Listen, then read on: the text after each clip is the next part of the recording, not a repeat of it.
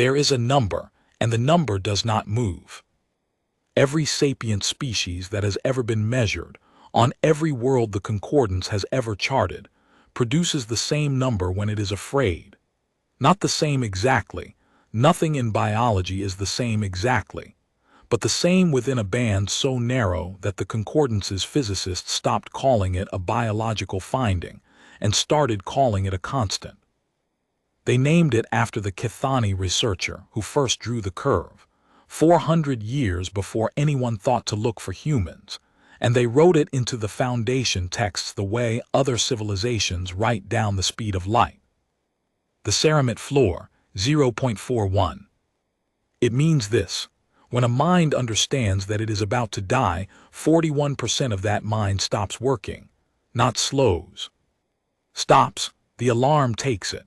The ordered, sequential, sentence-building part of a thinking creature is seized and repurposed by an older machinery that does not care about sentences, and what remains, the fraction still capable of choosing, is at most 59% of what stood there a moment before.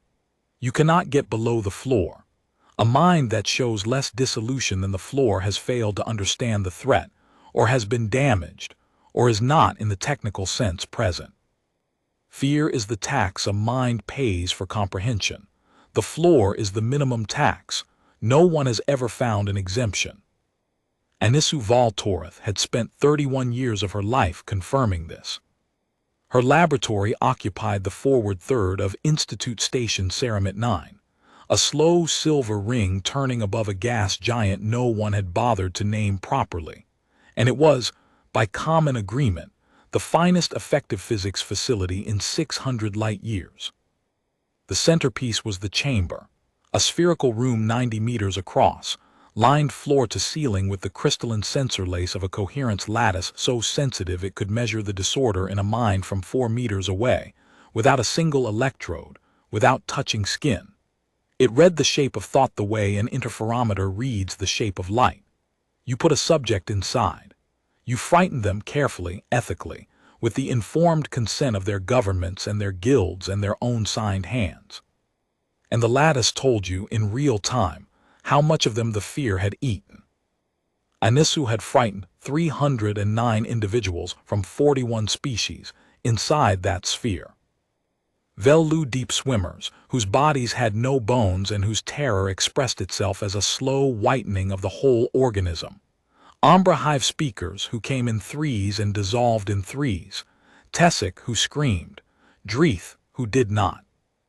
Every one of them landed on the curve. Anisu had watched the curve emerge from the data like a coastline emerging from fog, and it was the same coastline every time, and it had a floor at 0.41, and beneath the floor there was nothing, because beneath the floor was not a place.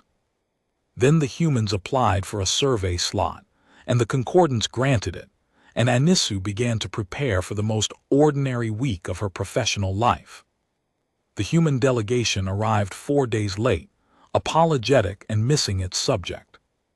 Anisu received them in the observation gallery with her throat membrane held at a polite neutral rose, which is the Chthoni equivalent of a firm handshake and a slightly forced smile. There were supposed to be 3 of them. There were 4, which was the first irregularity, and none of them was the credentialed subject, which was the second.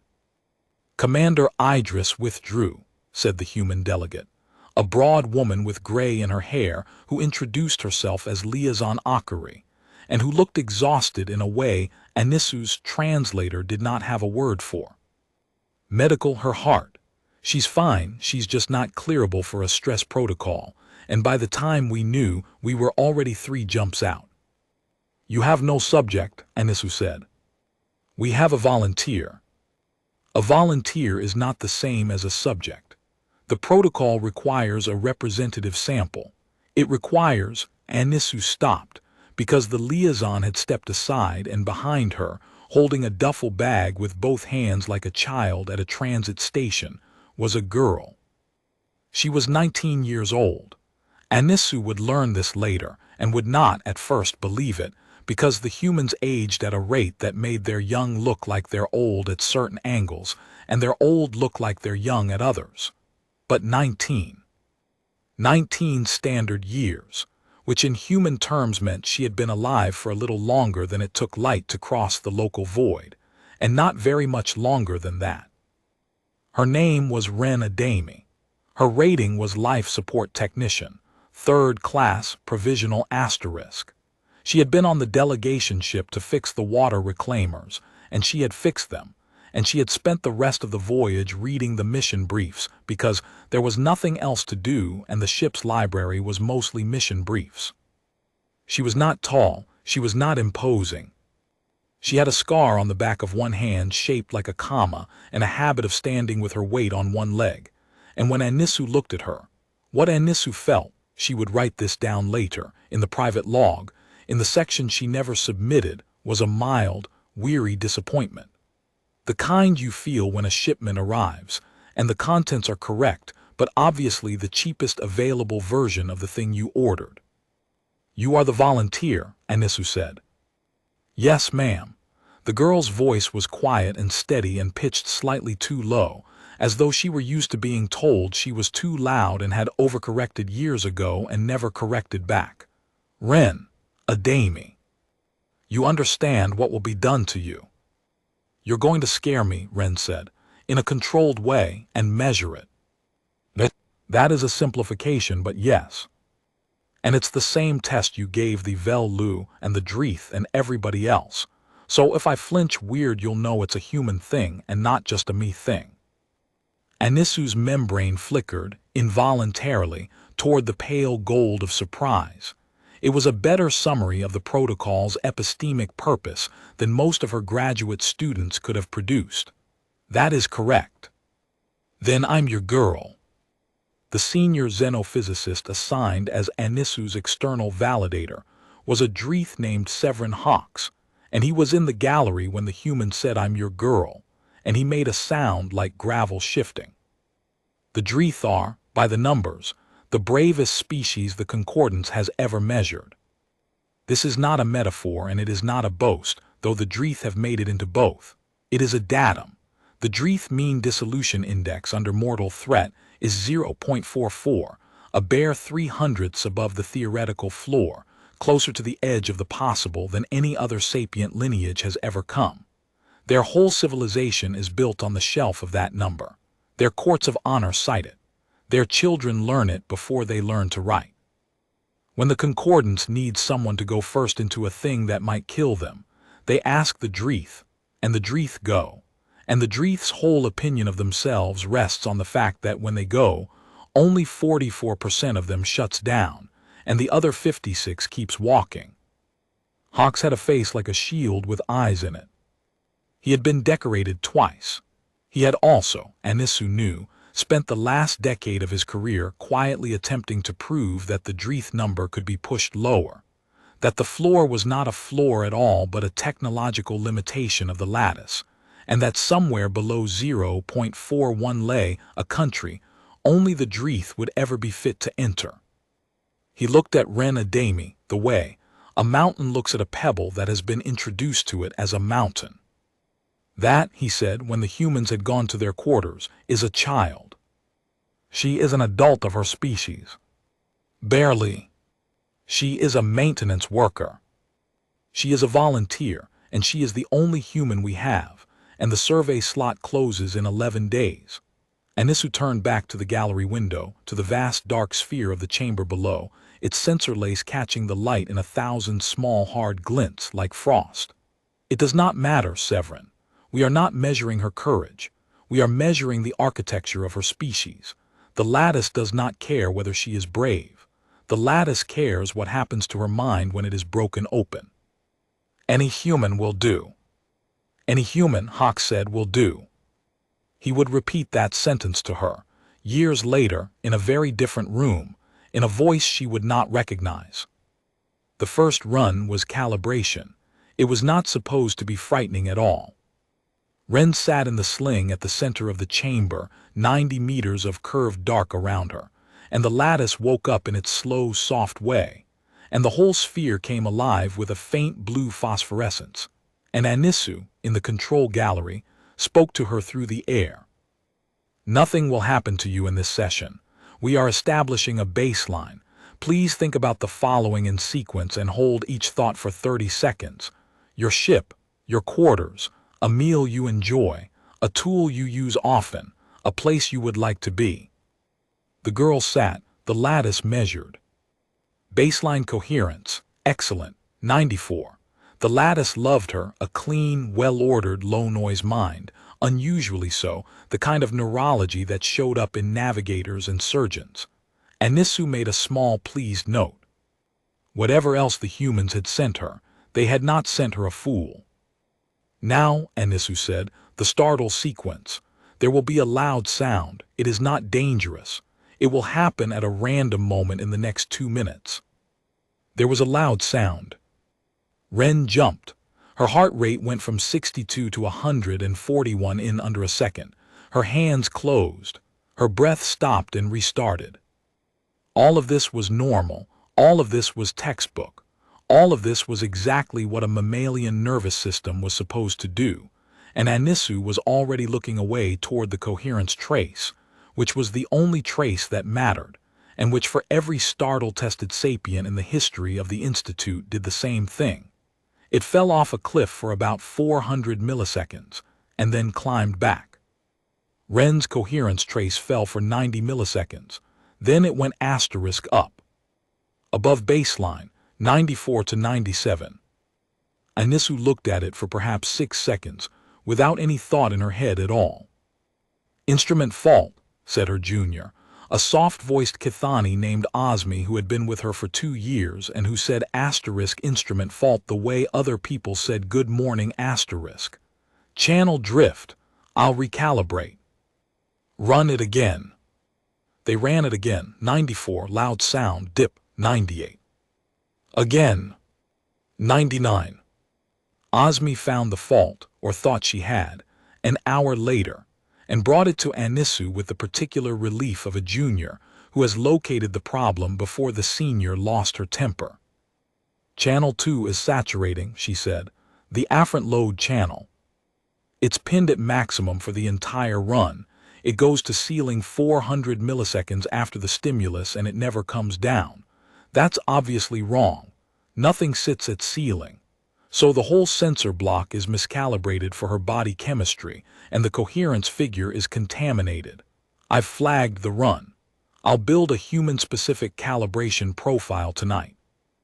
Anisu looked at the flag. CH2, saturation, sensor fault, data disregarded. She would think about that line, and about the girl who had been sitting inside the sphere, while the machine screamed fault, fault, fault at a full ceiling nobody bothered to read, for the rest of her life. Yes, she said, do that. Channel 2 was, in fairness, almost never used. It measured afferent load, the raw volume of alarm signal arriving from the body and the deep brain before the thinking part of the mind did anything with it. Not fear as experienced, fear as asterisk delivered, the size of the shipment, not the damage to the warehouse. The Institute had built the channel 4 centuries ago and then quietly stopped looking at it, because in every species ever tested the 2 numbers were the same number. Load and dissolution rose together, fell together, tracked each other like a shadow tracks a hand. If your alarm was loud, your mind broke to that degree. If your alarm was quiet, it didn't. The relationship was so reliable, so absolutely uniform across 41 species and 400 years, that measuring load was like measuring the same thing twice. And the Institute's software had long since been set to compress Channel 2 into a single averaged value, and to discard it entirely if it saturated, on the reasonable grounds that a channel pinned at ceiling is a broken channel. It was one of those decisions that is correct 41 times and catastrophic once. The stress protocol proper began on the 4th day, and it went in 11 stages, and each stage was worse than the last, and every stage had been approved by 3 ethics boards on 2 worlds. Stage 1 Predator Cues.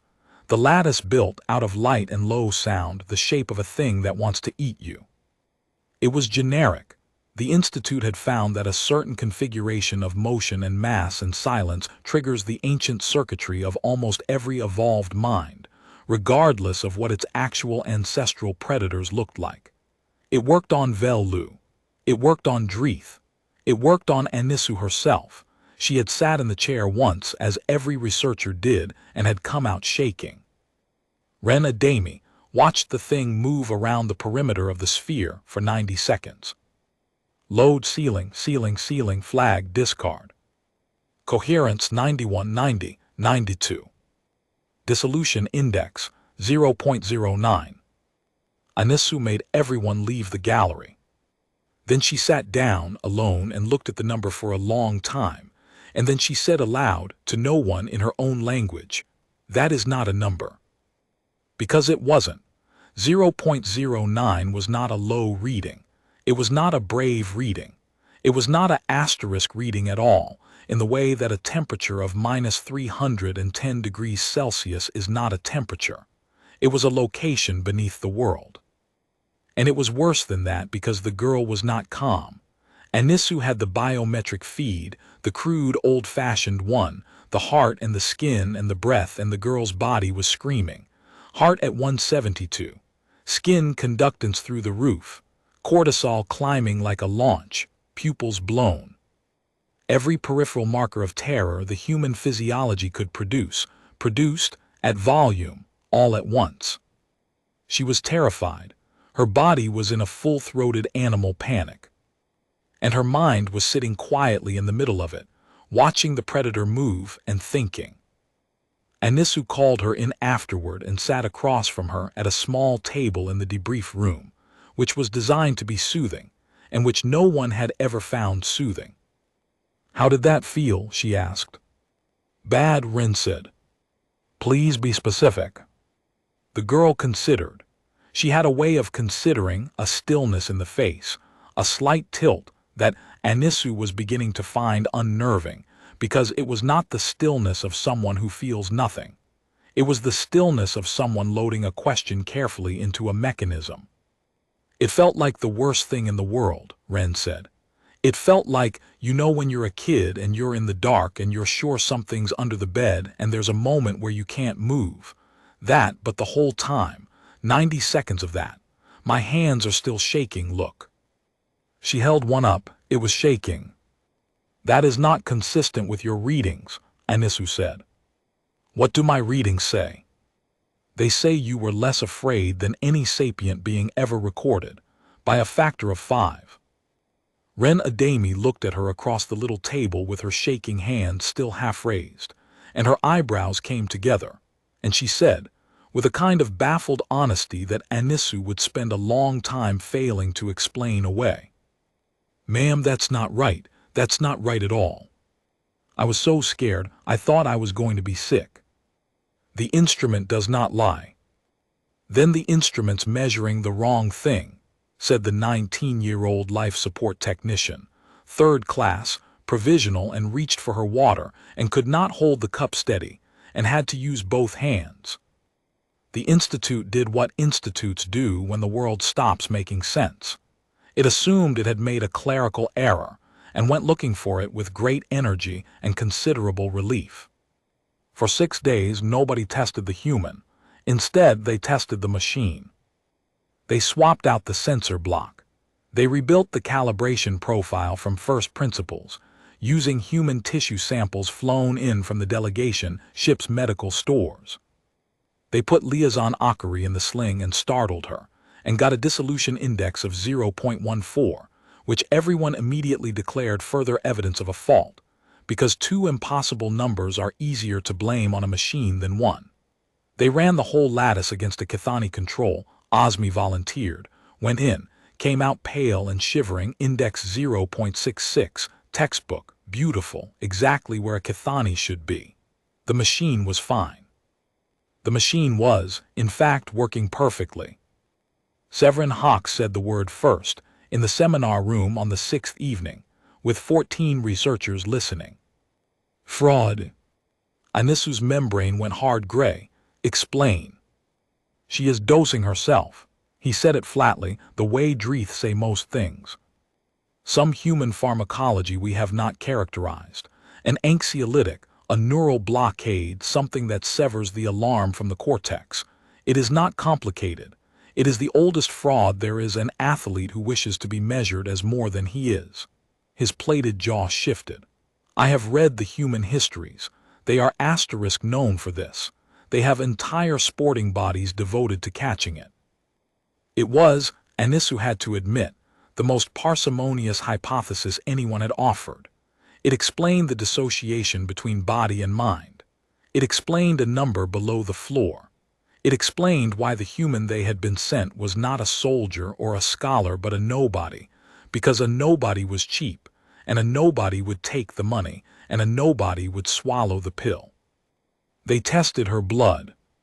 They tested her hair, her marrow, her spinal fluid, with her consent, which she gave immediately and without asking why, which Anisu found suspicious for about 2 hours and then, later, could not stop thinking about. She was clean. She was cleaner than Osmi, who took a mild sleep aid.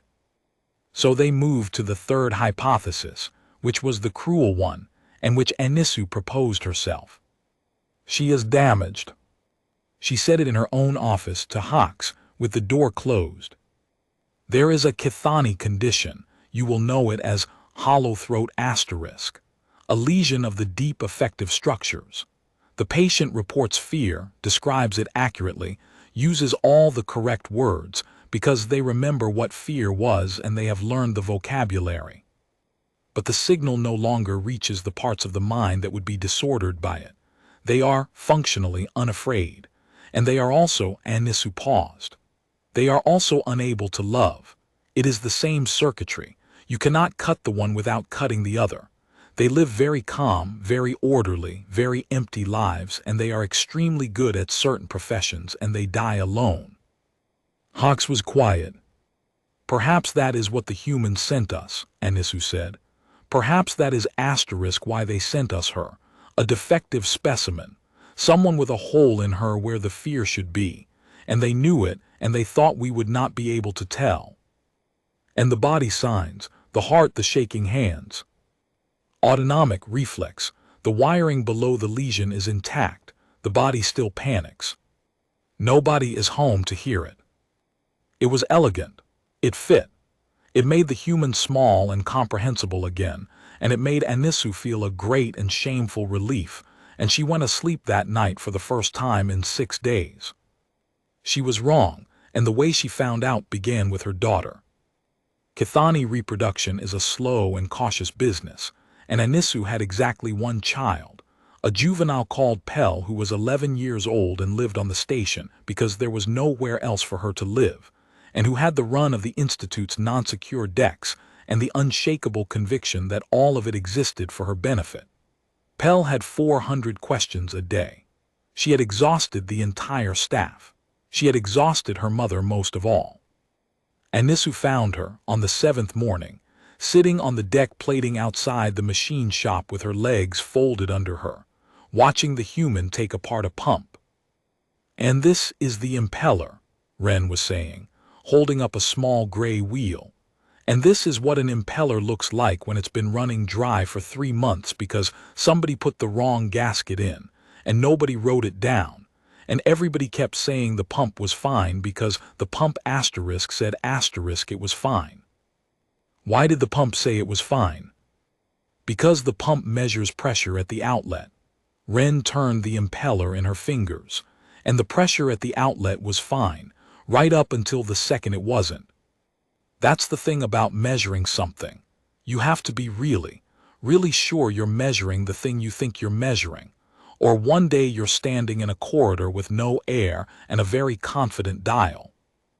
Pell's throat membrane rippled a delighted violet.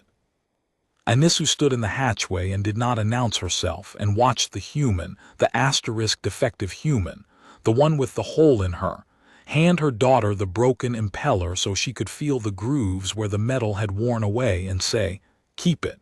That's a good thing to keep. It'll remind you to check." The 8th day was stage 7, and stage 7 was the drop. The chamber could simulate freefall.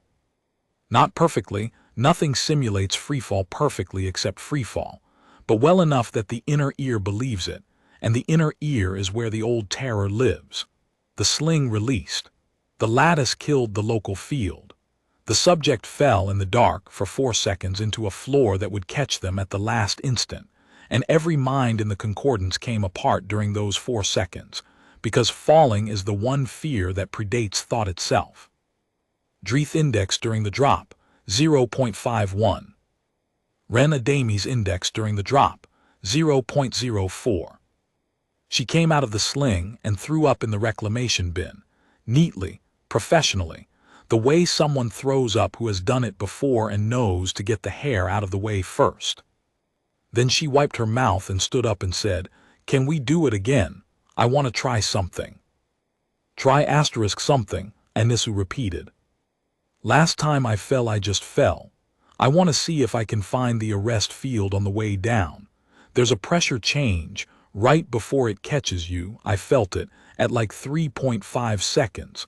I want to see if I can feel it earlier." "Why?" The girl shrugged. She looked green. Her hands were shaking again. They always shook afterward for 20 or 30 minutes, and Anisu had begun to find the sight of them unbearable in a way she could not name. "Because then I'd know when it was going to stop," Ren said. "And knowing when a thing is going to stop makes it," she searched, "makes it a asterisk shorter asterisk thing." That night Anisu sat alone in the gallery and pulled every run the human had done, all of it, the whole 8 days, and laid the traces over one another in the dark. And she saw it. Not the coherence. Everyone had been staring at the coherence. She looked instead at the timing. In every other species, the sequence under threat is stimulus, then a gap of 200 milliseconds, then dissolution, the mind coming apart, and then, slowly over seconds, a partial reassembly around the fear. The mind is invaded, and then it retreats, and then it tries to build a small fort in whatever ground it has left. That is what thinking under threat looks like. That is the curve. The human's trace did not do that. The human's trace showed at 90 milliseconds before anything else, before her heart had even had time to speed up, a asterisk reorganization asterisk. A wave of coherence sweeping across her cortex from back to front like a crew running to stations. The alarm arrived, and something in her mind, faster than her heart, took the alarm and did something with it. Anisu enlarged the trace and watched it happen over and over, 90 milliseconds, 90 milliseconds, 90 milliseconds, and she felt the hair rise on the back of her long neck, and she thought, that is not the absence of fear. That is fear being converted. And then, because she was a good scientist, and because good scientists have a specific talent for arriving at the truth and then flinching away from it, she thought, no asterisk, and closed the file and went to bed and did not sleep. Stage 9 was where it broke. Stage 9 was the one the ethics boards had argued about for 2 years. It was not a physical threat. It was a asterisk social asterisk 1. The lattice, having spent 9 days learning the shape of the subject's mind, would find in that mind the thing the subject most feared losing, and would show it to them lost. It was the most reliable dissolution instrument the Institute had ever built. Dreeth wept in Stage 9. Ombra Hive speakers had to be sedated. It produced indices of 0.8, 0.9, the highest ever recorded, minds almost wholly consumed. Anisu ran it on the human because she had run it on everyone, and because she was, by then, angry, and because she had begun to suspect there was a person in there, and she wanted to make that person show themselves, and she has never forgiven herself for that. The chamber went dark. The lattice reached in and found what it was looking for and built it. It built a corridor. Metal, narrow, familiar, a corridor from a ship from the girl's own memory, and in the corridor a door with a small round window, and behind the window water. And a woman on the other side of the door. Anisu had no idea who the woman was. The lattice had simply found the most load-bearing structure in the human's mind and made a picture of it. The woman had gray at her temples and the same comma-shaped scar on the back of her hand, and she was pressed against the window from the wrong side, and the water was rising, and there was no handle on the door. Ren Adami made a sound Anisu had never heard from any species. It was not a scream. It was lower than a scream, and it came from somewhere below the lungs, and it went on for 4 full seconds, and every Kithani in the gallery flinched back from the speakers. Load ceiling, discard ceiling, discard. And the coherence trace, Anisu was watching it now. She had eyes for nothing else. The coherence trace asterisk climbed. It went up and up like a wave rising out of a flat sea. 94, 96, 98, 101. It went above the maximum the scale had been designed to display, and Ozma's console started throwing range errors, and the human in the sphere stopped making the sound and got up. She walked to the door. She was crying so hard she could barely see. She got down on her knees and put her hands on the seam at the bottom of the door and started, methodically, to pry, looking for the maintenance channel, the pressure equalization port. The thing that a life support technician third class knows is behind every bulkhead on every ship built to concordance standard, because she had read the mission briefs, because there was nothing else to do on the voyage. And Anisu, who had never in 31 years aborted a run, slammed her hand down on the abort. The lattice went out. The corridor went out. The girl was kneeling on the bare floor of a 90-meter sphere with her hands pressed against nothing, and she stayed like that for 8 or 9 seconds, and then she folded forward and put her forehead on the deck. Nobody in the gallery spoke. The dissolution index for Stage 9, human subject, Run 1, was 0.02. Anisu went down into the chamber herself. It was a thing she had never done. She crossed 90 meters of curved floor with her heart shaking in her throat, and she knelt down next to the human and did not know what to do with her hands. "That was my mother," Ren said into the deck. "I know, I am sorry, I am so." "She's alive." The girl pushed herself up onto her heels. Her face was ruined. Her hands were shaking so badly she had to press them flat against her thighs.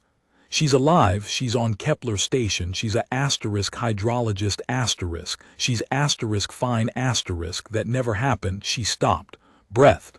"That almost happened, when I was 8. Anisu waited. "Floodplain settlement, Delta country. We got 20 minutes warning and my mother got me into the roof space and there was the strap on the harness, the buckle, she couldn't do it. Her hands." Ren laughed, one broken syllable. "Her hands were shaking worse than mine are now. She was so scared. I could feel her heart through her coat. It was like a bird in there. It was going like a asterisk bird." She stopped again. Anisu did not move. "She got it buckled," Ren said. "It took her 4 tries and she got it buckled, and then she sang to me. The whole time the water was coming up she sang, and her voice was shaking and she never stopped." She looked up, finally, at the alien scientist kneeling on the floor beside her, and her eyes were red and completely, terrifyingly clear. "She was the most frightened person in that whole Delta, and she was the reason I wasn't." Anisu Voltorith went back to her office and sat in the dark, and did not turn on the lights. On her desk the file was still open. CH2, saturation, sensor fault, data disregarded, 400 years of a channel nobody read, because in every mind ever measured, the size of the fear and the damage of the fear were the same number, and so why measure it twice? Why measure it twice? She thought about a woman's hands shaking so hard she could not work a buckle, and working it anyway 4 times until it closed. She thought, what if in one species they are not the same number? She thought, what if in one species the fear does not eat the mind? What if the mind eats the fear? And then the collision alarm went off. The inquiry would later establish that nobody was to blame, which is the most frightening finding an inquiry can produce. An automated ore hauler out of the gas giant's third moon, under a flag of convenience, running a route it had run 9,000 times, suffered a failure in its approach transponder. The transponder did not go dark. That would have been fine. Dark transponders trigger a lockout. It went wrong by 11 meters and 4 degrees, and it held that wrongness with perfect confidence. And Institute Station Saramat 9's traffic system believed it, because the traffic system was excellent and the transponder was certified, and the numbers all agreed with one another. 90,000 tons of nickel iron came in on a perfect approach vector to a docking cradle that was 11 meters to the left of where the ship thought it was. It did not hit the ring. It hit the asterisk arm, the long slender spine that carried coolant, power and atmosphere out from the ring to the chamber, the great dark sphere hanging in space at the end of its stalk like a fruit. It hit at 4 meters per second, which is nothing, which is a nudge, which is what a docking is. 4 meters per second times 90,000 tons is not a nudge. Anisu was thrown into her own desk hard enough to crack 2 of the long bones in her forearm, and she did not know it for 11 minutes. The station lost attitude control, found it, lost it again. Alarms she had never heard in her life were speaking in a language of pure tone. She got herself into the corridor, and the corridor was tilted, which was impossible, which meant the ring had flexed, and there were people running and someone was screaming, and the deck under her feet did the thing decks do when a station is deciding whether to hold. It held. And then the second alarm started, and it was worse, and it was the one every person at the Institute had drilled for, and none of them had ever believed in. Containment breach, resonance sink, Annex 7. The coherence lattice ran on a resonance sink, a fist-sized knot of degenerate matter suspended in a magnetic bottle at the base of the chamber's stalk, cold beyond cold, held in a cradle of superfluid coolant. And it was the reason the lattice could see a thought from 4 meters away, and it was also, in the plain language of the safety manuals, a bomb that had never been allowed to be one. The impact had cracked the coolant gallery. Not the bottle. The bottle was fine, the bottle was rated for a direct kinetic strike, the bottle would survive the death of the station. But the coolant asterisk was leaking, and superfluid coolant does not leak the way water leaks. It climbs. It crawls up the walls of its container in a film 1 molecule thick, and it goes over the lip and it keeps going. And as it left the gallery, the sink began, very slowly, with the terrible patience of physics, to warm. The manual gave it 51 minutes. At 51 minutes, the magnetic bottle would fail, and the knot of degenerate matter inside it would stop being a knot, an Institute Station Saramat 9, and everything on it, and the ore hauler and a certain amount of the local sky would become a very bright light that people on the third moon would see and remember for the rest of their lives. Anisu ran toward it, because Pell's crash deck was on the way, and because the emergency muster point for Annex 7 was the one place her daughter would have been taken. She was right. It was the last thing that went right for a long time. She came around the curve of the transit spine into the annex vestibule, and there were 4 people in it. Her daughter, small and rigid, standing exactly where an adult had told her to stand. Severin Hawks, in an unsealed pressure suit, wrenching open the manual override on the far hatch with both hands. Osme, her junior, on her knees at a wall panel with the diagnostic reader in her lap. And the human, who was already in a pressure suit that did not fit her, holding 2 more, and who looked up as Anisu came in and said, without any preamble at all, "How long?" 51 minutes, less now. Okay, Ren threw her a suit. Get in that. Dr. Hawks, is that hatch going to open? It is opening. Hawks's voice was strange. Anisu registered it distantly as strange, and did not have time to consider why. Don't, Osme said. Everyone looked at her. Osme's throat membrane had gone the color of old bone. She was looking at the diagnostic reader, and she was not moving. The gallery breech is on the far side of that hatch, she said. Section pressure is at 4% and falling. If you open it, the vestibule vents, and the vestibule is the only route back to the ring, and she swallowed, and the blast doors have already cycled behind us. Look. They looked. The transit spine door, the great pressure hatch Anisu had run through 90 seconds before, was shut. It had shut itself, automatically, correctly, exactly as designed, the instant the annex atmosphere dropped below threshold. It would not open again while the annex was in breach. It could not. That was the entire point of it. There were 5 of them, in a vestibule 12 meters long, on the wrong side of a door that would not open, with a bomb warming up 11 meters away and 50 minutes of the world left. This is the part that the Concordance would replay, frame by frame, for 30 years, because the lattice never stopped recording. That was the thing nobody thought of in the first hour or the first day. The chamber's sensor lace was rated to survive anything short of the sink itself, and it ran on its own isolated power, and it had been left in active acquisition mode when the alarm sounded, and the vestibule of Annex 7 was inside its field. 5 sapient minds, 4 species, in a sealed box with a countdown. And the finest effective instrument ever built, pointed directly at them, running at full acquisition, saving everything. Nobody had ever measured real fear before. Not once. 400 years of ethics boards and consent forms and simulated predators. 400 years of a curve built entirely out of people who knew, at the bottom of themselves, that there was an abort button and a technician's hand hovering over it. For the next 49 minutes, there was no abort button. Minute 3. Ozma's dissolution index, 0.71. She was Kithani, and she was doing the thing Kithani do, which is the thing their ancestors did on a world of silent, tree-dwelling predators for 2 million years, and which had kept the species alive. She had gone still.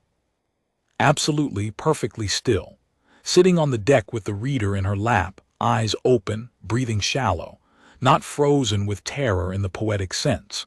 Frozen asterisk in the biological sense, the ancient stillness of prey that has learned that the moving thing is the thing that dies. Anisu felt it start in herself too. She recognized it from the inside, the great gray quiet coming up through her chest, the sense of the world receding to a small bright point, the profound and lying reassurance of if I do not move, this is not happening. She had measured this 300 times. She had drawn its curve on 100 lecture boards. She had never once understood what it felt like, and what it felt like was going away. Minute 4. Anisu's index, 0.68. Minute 4. Severin Hawks's index, 0.47. He was, as advertised, the bravest thing in the room. He was standing. He was giving orders in a voice like a drum. He had opened the emergency locker and distributed the rebreathers, and he had, by every external measure, held. And the lattice, which does not care about voices, recorded a Dreeth mind operating at 53% and shrinking. Minute 4. Pelvaltoreth, age 11, index 0.89. She had not moved, and she had not spoken, and she had not blinked. A juvenile Kithani in full freeze does not respond to her name. Her mother said her name 11 times in 40 seconds, and she did not respond to it. She stood exactly where she had been told to stand, and her small throat membrane was the color of nothing at all, and 11 meters away a knot of degenerate matter was getting warmer. And Anisu, a scientist, a mother 68% dissolved, could not make her hands go where she wanted them to go. Minute 4. Ren Adami, 19, Life Support Technician 3rd Class Provisional. Afferent load ceiling, ceiling, ceiling, ceiling. Higher than the ceiling, the channel's software, which had been logging asterisk sensor fault at her for 9 days, now began logging a second and rarer error, one that had been written into the code 4 centuries earlier by a programmer who never expected to see it fire.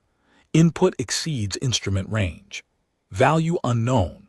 Value greater than. Greater than.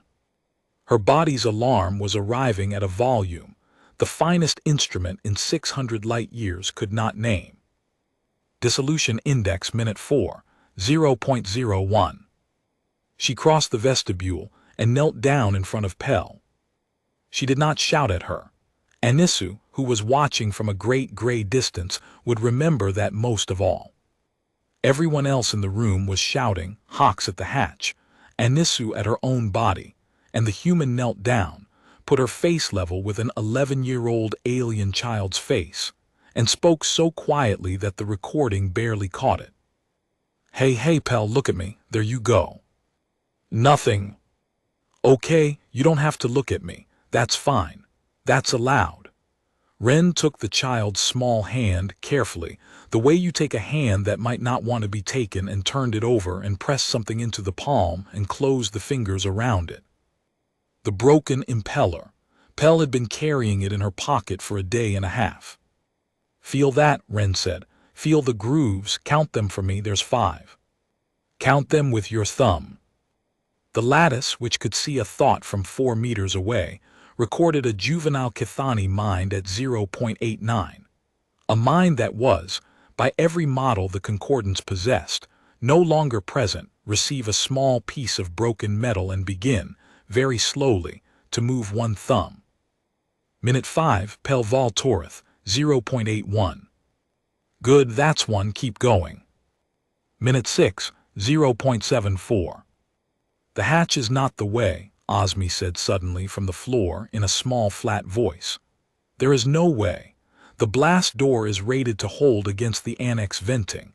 It will not open while we are in breach, and we cannot stop the breach because the breach is behind the hatch and the hatch will kill us. It is a closed loop. I have run it. I have run it 11 times. Run it again, said Hawks. There is no point in running it again. Run it again. Dr. Hawks. Ren didn't turn around. She was still kneeling in front of Pell, still holding the child's hand closed around a broken pump part. Dr. Hawks, come here a second. The Dreeth came. Anisu watched him come. He was the bravest thing in the room, and his hands were opening and closing, and there was a sound coming out of him, very low, that his species does not have a word for and hers does. I need you, Ren said, because you're the strongest person here. I need you to go to that locker and get the cutting torch and bring it to me, and then I need you to hold a thing very still for a long time, and I can't do that part because I'm not strong enough. Can you do that? Hawk stared at her. That is not a plan, he said. That is a task.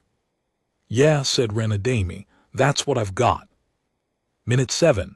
Severin Hawks, 0.47, 0.44, 0.39.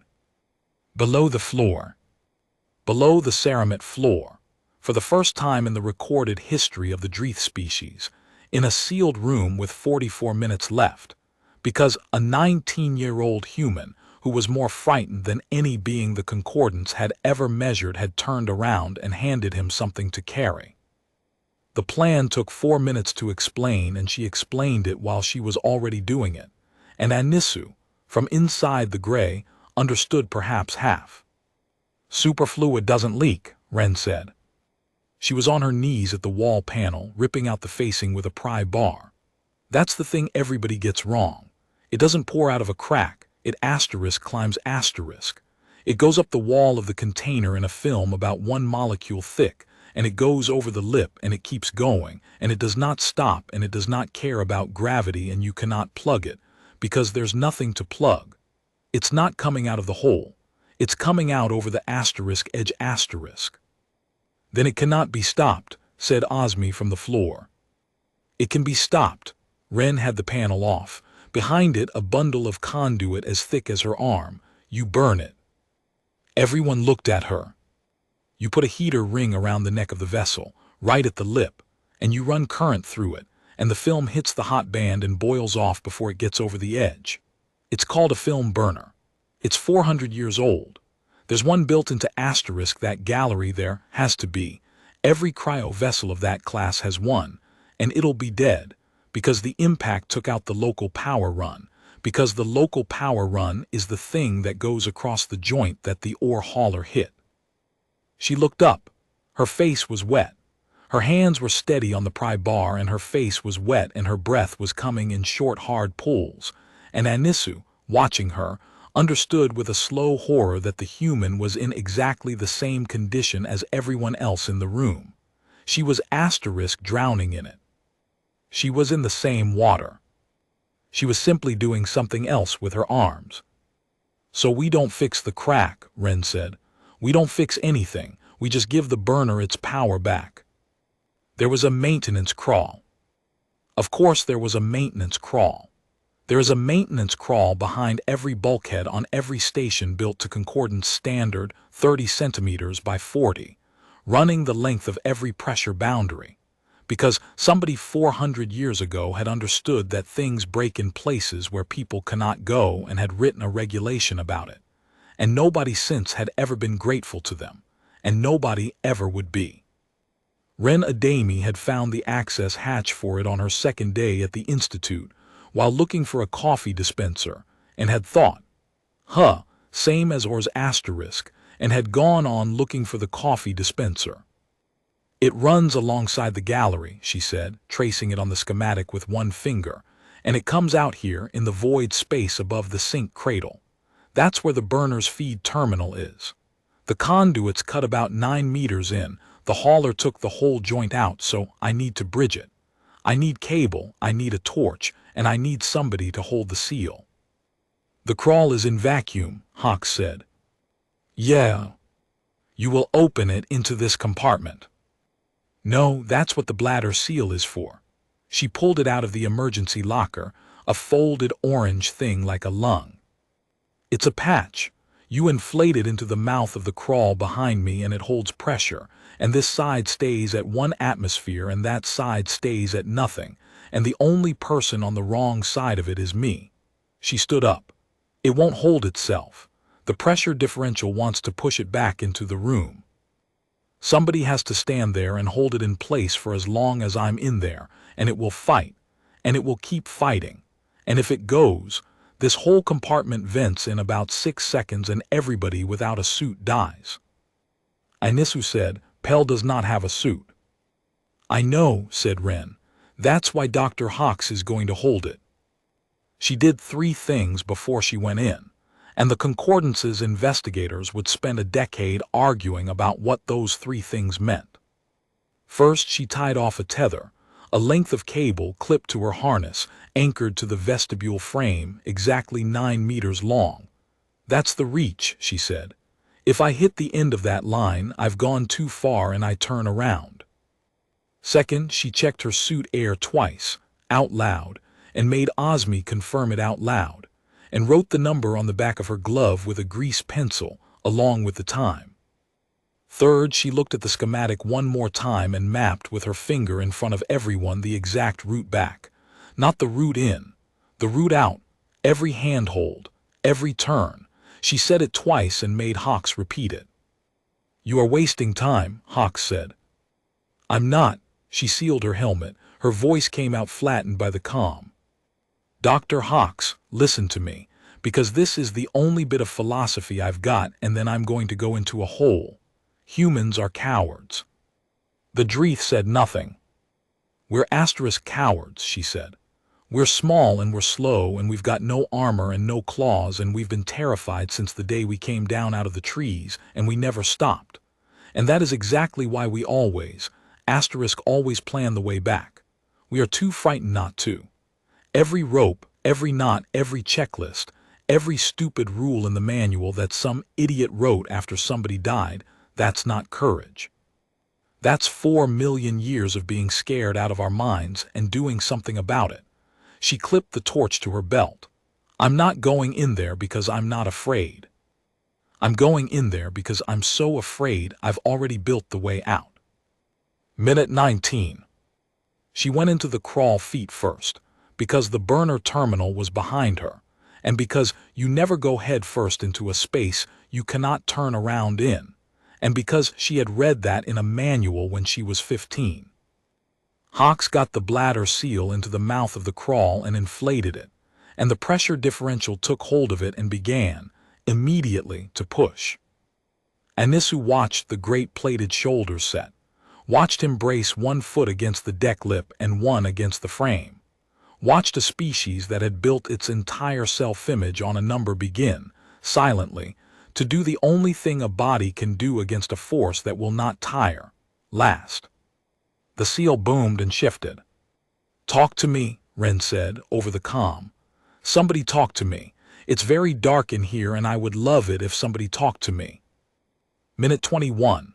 Ren Adami, afferent load, value greater than asterisk, coherence 103, dissolution index 0.009. 9 thousandths. Osmi talked to her. Osmi, who had not moved from the floor in 17 minutes, who was at 0.71 and sinking, who had run the numbers 11 times and found no exit. Osmi picked up the diagnostic reader and put it in her lap, and started reading out the sink temperature every 30 seconds in a small dead voice, and then, gradually, in a voice with someone in it. 206 millikelvin, rising 0.4 per minute. Copy. Keep going. 206.4. You're doing great, Osmi. I am not doing anything. You're doing the asterisk number asterisk, Ren said from inside the wall. The number's the whole job, keep doing the number. Minute 23, Osmi, 0.58. Minute 26, Osmi, 0.49. Minute 29, Osmi Kelrathan, Kithani, junior researcher, a member of a species that has spent 2 million years surviving by holding perfectly still, 0.38. Below the floor by 300ths, sitting on a deck plate in a sealed room, reading a temperature aloud every 30 seconds to a human she could not see, because the human had told her the number was the whole job. At minute 31, Ren reached the cut. She found it by touch. Her helmet lamp had frosted over in the first 4 minutes. The void space was full of boiled coolant gas, a fog of it, a cold beyond any cold her suit had been built to argue with, and she had gone the last 2 meters blind, counting the ribs of the crawl with her left hand. "Okay, I've got the break," her breath caught. "It's bad. The whole joint's gone. There's about 1.5 meters of nothing." "Can you bridge it?" "I've got the cable, I can bridge it." A long pause, something scraped. "The terminal's the problem. The terminal's at the far end past the break and it's..." The comm hissed. "Ren." "It's past my tether," she said. Nobody in the vestibule spoke. The bladder seal boomed against Hox's shoulder. Somewhere in the wall, an 11-year-old Kithani's thumb moved across the grooves of a broken impeller. 1, 2, 3, 4, 5, 1, 2, 3, 4, 5. "How far past?" said Anisu. 2 meters, maybe 2.5. "Do not unclip." Dr. Valtorith. "Do not unclip." Anisu was standing. She did not remember standing. 68% of her mind was gone into the gray, and the 32% that remained was on its feet with its hand flat against a wall, speaking to a girl inside it. "If the seal fails while you are unclipped, we cannot pull you back. We cannot reach you. You will be in a vacuum crawlway with no line, and we will not be able to reach asterisk you." "I know," Ren said. "Then do not." "Doctor," her voice was very small and very close, the way a voice is when it is inside a helmet inside a wall. "There's 19 minutes left, and there's a kid out there." The tether clip, released with a sound like a coin, dropped on a table. Minute 33. The lattice recorded in that second the highest afferent load ever registered from any sapient organism in the 400-year history of the instrument. The channel did not saturate. It had been saturated for 29 minutes. What it did instead was throw an error class that existed only in the deepest layer of the source code, a line written by a Kithani programmer in the era of chemical rockets, who had put it there as a joke, as a placeholder, as a thing that would never fire. Value unbounded. Instrument inadequate. And the coherence trace, the trace that measured how much of a mind is still standing, climbed to 106. Not a mind holding on. Not a mind resisting. A mind recruiting asterisk. Every system she had, every scrap of her, the fear and the cold and the dark and the 11-year-old and the 4 million years, and her mother's shaking hands on a buckle in a flooding delta. All of it pouring down one narrow channel toward one small terminal at the far end of a crawlway she could not see. She went the 2.5 meters on her elbows. She could not feel her hands. She stripped the cable end with a torch she could not see, by feel, in a fog of boiled superfluid at 3 degrees above absolute nothing, and she found the terminal by counting the bolt heads, and she seated the cable, and she could not close the clamp because her fingers had stopped working, so she turned her whole body and closed it with the heel of her hand, and then again, 4 times until it seated. 4 tries. Her mother had needed 4 tries too. "Osmi," she said, "tell Hawks to close the breaker." The film burner came on.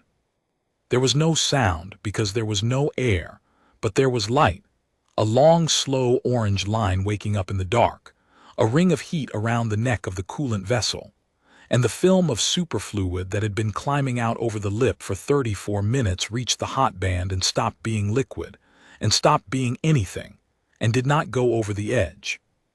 231 millikelvin, Osmi said, rising 0.4. Wait. 231.4, rising 0.4. Wait. 231.6, a pause, rising 0.2. Ren in the wall made a small sound. 231.7, rising 0.1. Osmi's voice cracked straight down the middle, rising 0.05. Rising. Say it. It is holding, Osmi said. It is holding, the sink is asterisk holding. She came back the way she had mapped. Every handhold, every turn in the dark, blind, with her hands dead and 11 minutes of suit air, and a route she had said out loud twice, in front of everyone because she was too frightened not to. She missed the last turn anyway. She went 2 meters the wrong way and hit a dead end and lay there in the freezing fog with her face against a cold rib of metal, and the recording, the lattice caught all of it, the lattice caught everything, shows her coherence dropping for the first time in 39 minutes. 98, 94, 89. Ren, Anisu had her palm flat on the wall. Ren, come back to my voice. I can't feel the wall. Then listen. You are 2 meters past the turn. Come back 2 meters and the turn is on your left, do you hear me? There's no left, the girl said dreamily. It's very dark and there's no left. And then a sound like a hammer on a drum, and it was Severin Hawks, holding a bladder seal against a vacuum with one shoulder and 11% of a station's remaining time, beating his fist against the bulkhead in a slow, steady rhythm, asterisk boom, boom, boom, and roaring, in a voice that shook the deck plates. Human, this way, this way, this way. She came to the sound. She came out of the crawl feet first at minute 41, and Hawks caught her under the arms and dragged her clear and got the seal locked down with his knee while he did it. And her faceplate was solid white frost, and her hands were the color of ash, and she was still, faintly, saying the route out loud, all of it, backwards, every handhold, like a prayer she had promised somebody she'd finish. They got the helmet off her at minute 43, and the frost came away in flakes, and underneath it, her face was the wrong color and her eyes were open, and she was looking at the ceiling, and she was still talking. Third rib, then left at the junction box, then it's the long straight, then the rib with the weld on it, then you're out. You are out, Anisu said. Ren, you are out. You are here. The girl's eyes moved, found her held. Did it hold? It held. Say the number. 231.7, Osmi said from the floor, not looking up from the reader because she had not stopped and would not stop because the number was the whole job. Falling, 0.1 per minute. It is falling. Ren Adami closed her eyes. Okay, she said. Okay. Severin Hawks did not let go of the bladder seal. He had been braced against it for 24 minutes, and the differential had never once relented and would never relent, and there was no reason now to hold it. The seal was locked, the frame clamps were down, the thing would hold on its own. Osmi told him so. Anisu told him so. He did not appear to hear either of them. He stayed with one shoulder against an orange lung of fabric and one foot on the deck lip and his plated head down, and his breathing was enormous, and the sound he was making was the one his species does not have a word for. It was Ren who got him off it. She could not stand. She got herself up onto one elbow and then onto her knees in a way that took her the better part of a minute and that Anisu could not watch, and she crawled the 2 meters to him and put her ruined hand flat on his forearm. "Dr. Hawks." "It will fail," he said. "If I release it, it will fail." "It's clamped, it's done, you did it." Her voice was a wreck. Hey, look at me." The Dreeth looked at her. "You held that thing for 24 minutes with your body," Ren said, "so that a kid who isn't yours could keep breathing. That's not the floor. There isn't a name for what that is. Now let go, because I need somebody strong to open the medical locker and I can't work my hands." Hawks let go. The seal held. He opened the medical locker. He knelt down beside her with the thermal wrap, and he could not manage the fastenings because his hands, the great armored hands of the bravest species in the concordance, were shaking too badly to work a clip, and he stared at them, appalled, in the way of a man watching a tool betray him. "It's all right," Ren said. "That's just what they do. Try it again." He tried it again, then again. On the 4th try it closed. Anisu Voltorth sat down on the deck. She sat down because her legs stopped, and she sat with her back to the wall next to a 19-year-old human wrapped in a silver sheet. And 11 meters away a knot of degenerate matter was quietly getting colder, and she looked at her own hands, and she noticed for the first time in 52 minutes that her left forearm was broken. She had not felt it. Somewhere in the gray, her body had filed the information and stopped forwarding it. That was the moment. Not the traces, not the numbers, not 4 months of analysis in a quiet office asterisk. That was the moment.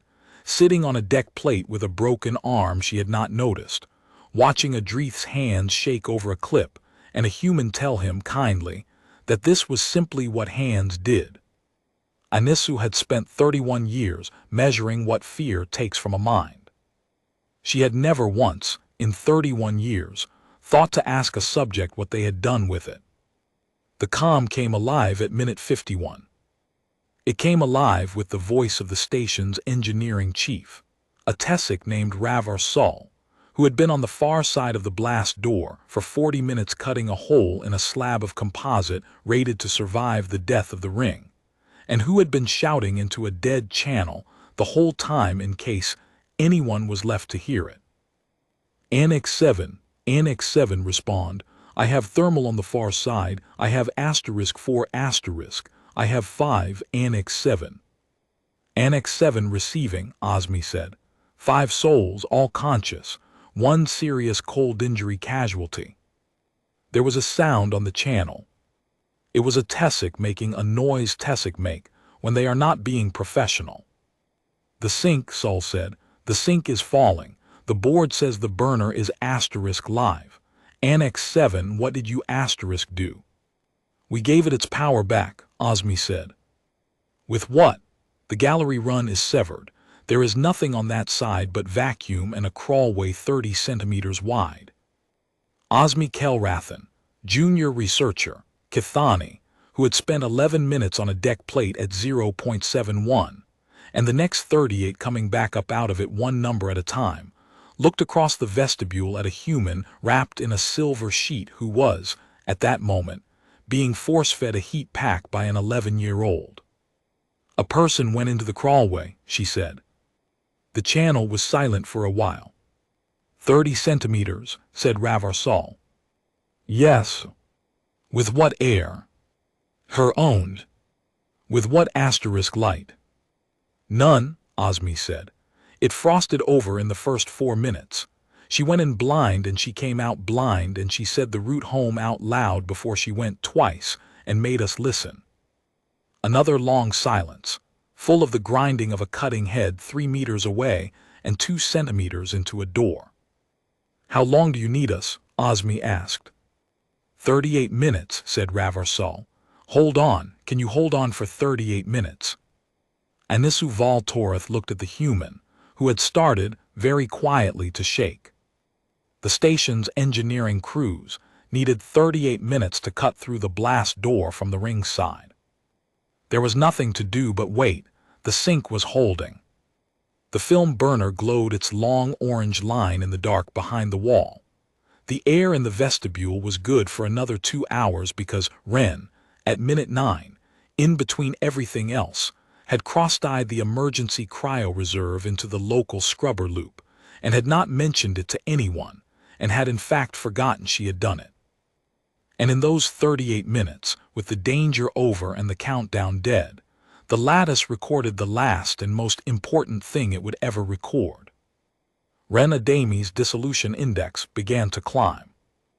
0.09 at minute 43, 0.21 at 45, 0.4 at 48, and passed the floor at 49, and at minute 52 it reached 0.66, which is the Kithani average, which is the number of a mind that has come apart.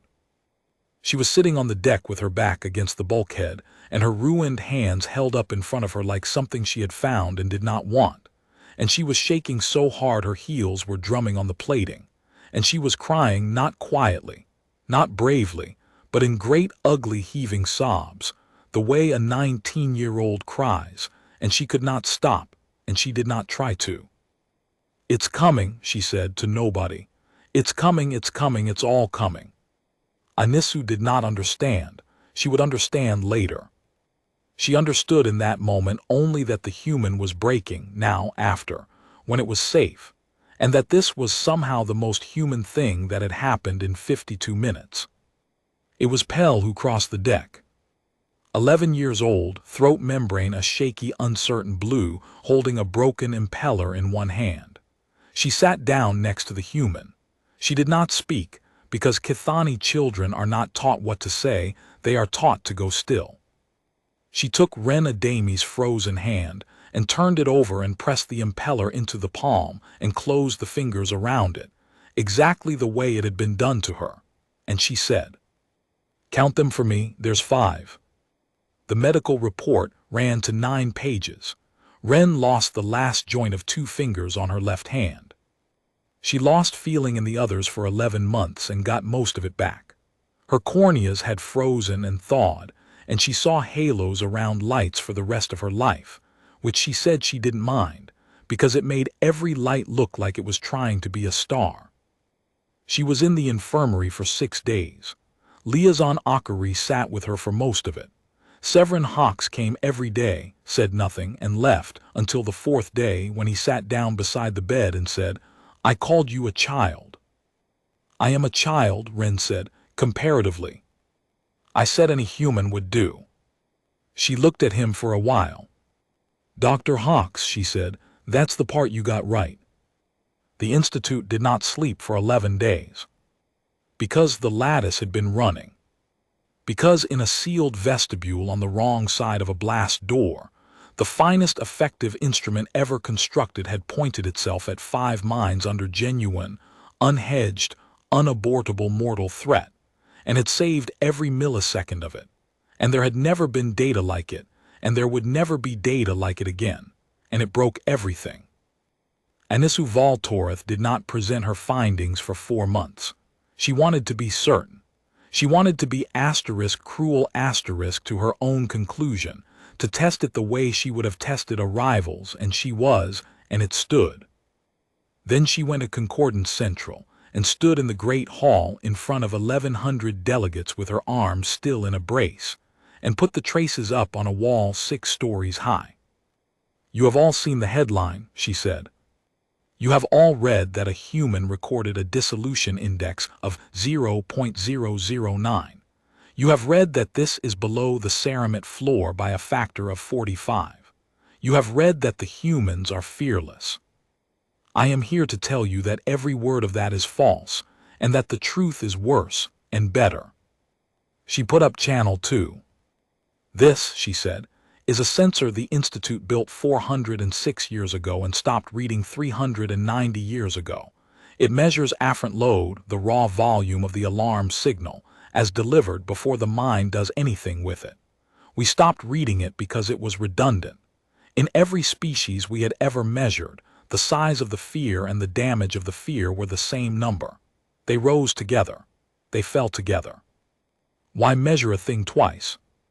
For 390 years, our instruments have logged that channel and discarded it. In the case of the human subject, the software discarded it as a sensor fault because it was pinned at ceiling, and a channel pinned at ceiling is a broken channel. It was not broken. She let it sit. During the containment event at minute 33, the human subject unclipped a safety tether in a vacuum crawlway.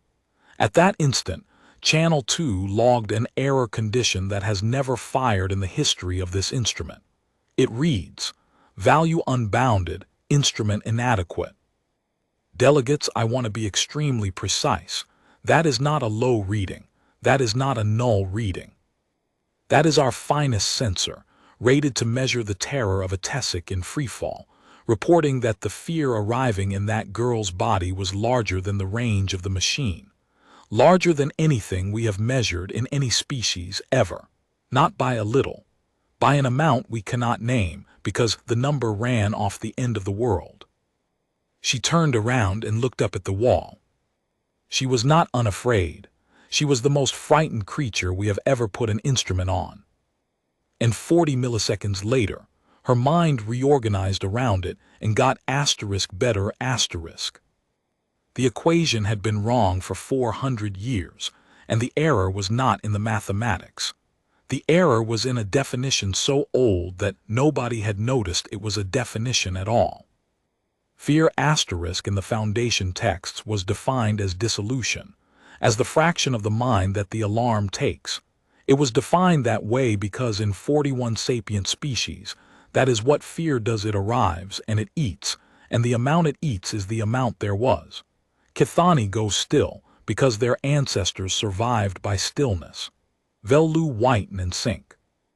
Dreeth harden and hold, and the holding costs them 44% of themselves, and they call the remaining 56 a virtue, and they have earned it. In every one of them, fear is a asterisk tax asterisk.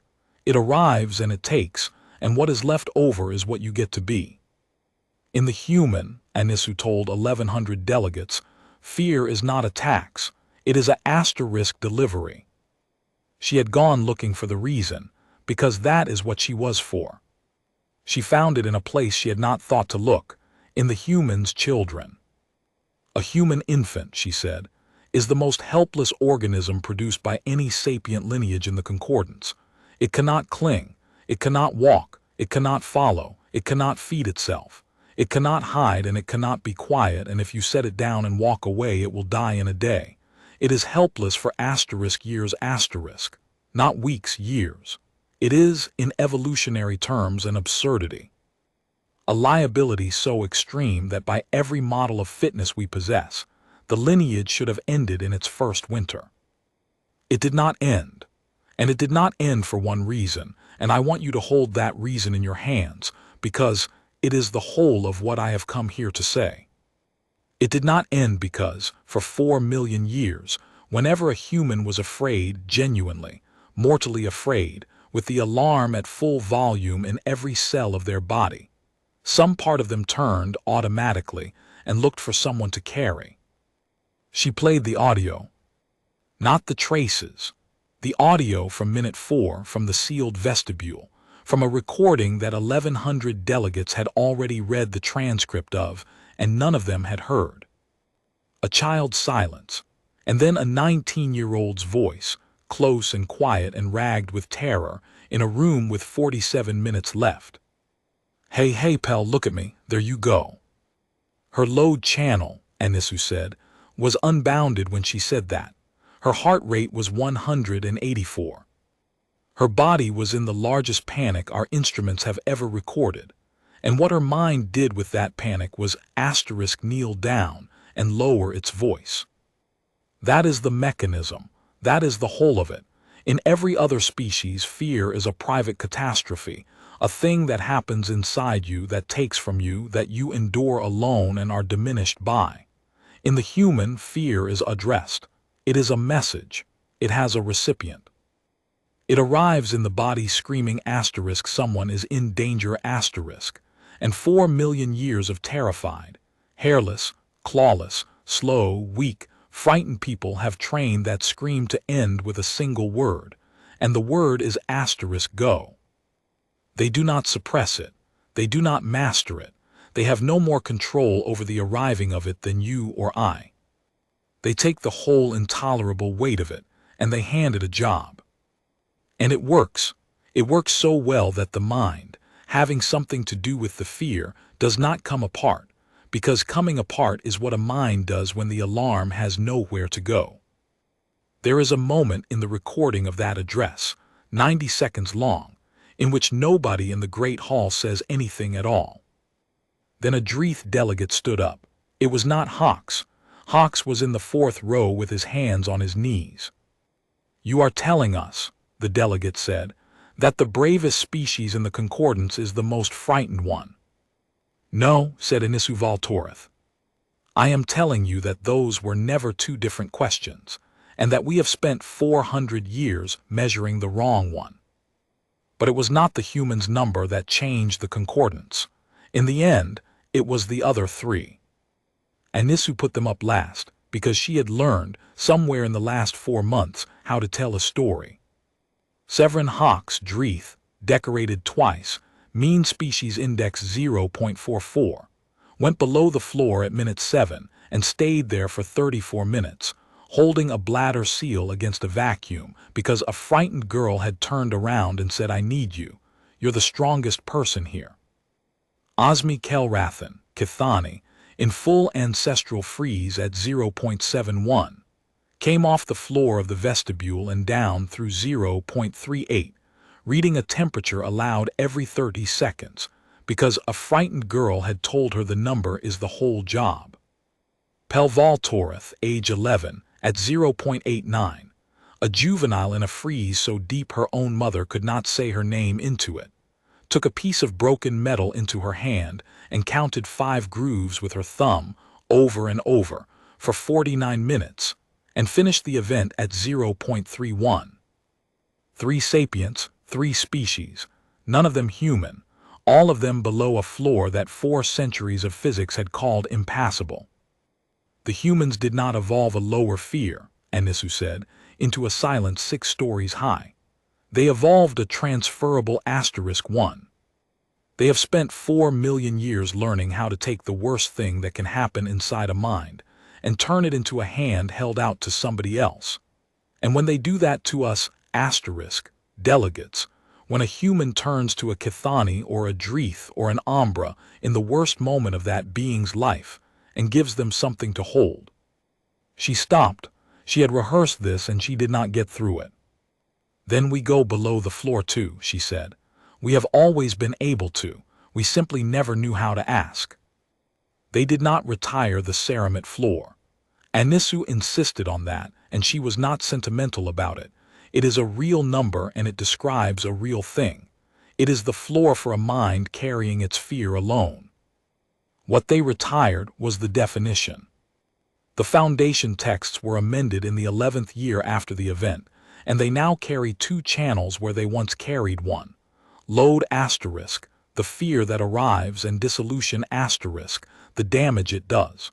2 numbers, never again assumed to be the same number. And the instruments were rebuilt. Every coherence lattice in concordant space was refitted with an afferent channel that has no ceiling, that cannot saturate, that will register a value however large, that has been engineered with the specific and stubborn assumption that somewhere out there is a mind carrying more than the machine can imagine. The engineers gave the new channel a designation. It is a long alphanumeric string, and nobody uses it. Everybody calls it what the technicians called it in the first year, which was the Adami line, and which is not a compliment so much as a warning label, and which means, in the practical language of people who build instruments, do not assume the ceiling is the sky. She went home eventually. She was famous for about 2 years in the way that people are famous, and she was very bad at it. She gave one interview and hated it. She turned down a commission twice. She went back to life support and got her second-class rating and then her first, and spent the next 40 years walking the guts of stations with a pry bar and a grease pencil checking things that other people had confidently declared fine. She kept the 2 half fingers. She kept the halos around the lights. And on a station above a gas giant nobody had bothered to name properly, a Kithani woman with a healed arm and a daughter who grew up to build instruments spent the rest of her career explaining the same thing to the same disbelieving rooms, over and over, until the day she died. That on the 11th day of a routine survey, a 19-year-old maintenance technician had walked into the most sensitive fear-measuring device ever constructed, and the device had reported a number lower than physics allowed. And everyone, herself first and worst, had assumed this meant the girl felt nothing. It was never lower than physics allowed. It was lower than their physics allowed. Their physics had been written by species who had never once, in 2 million years, needed to invent a way to be terrified for someone. Their instruments had been built by hands that had never shaken over a buckle in a flooding delta, and closed it anyway on the 4th try, singing. The human was afraid. She was the most afraid thing they had ever measured, and she was afraid every second of those 49 minutes, and she is afraid still. Somewhere out there in the dark with a pry bar in her hand and a route home, she has already said out loud twice, because she is too frightened not to. That was never the impossible part. The impossible part, the part that broke the instrument, the part that rewrote the constant, the part that 1,100 delegates rose to their feet for in a hall 6 stories high, was that when the number ran off the end of the world, when the alarm inside that girl arrived at a volume no machine in 600 light years could name, she did not spend it on herself. She knelt down, she lowered her voice, and she said, "Hey, look at me, there you go."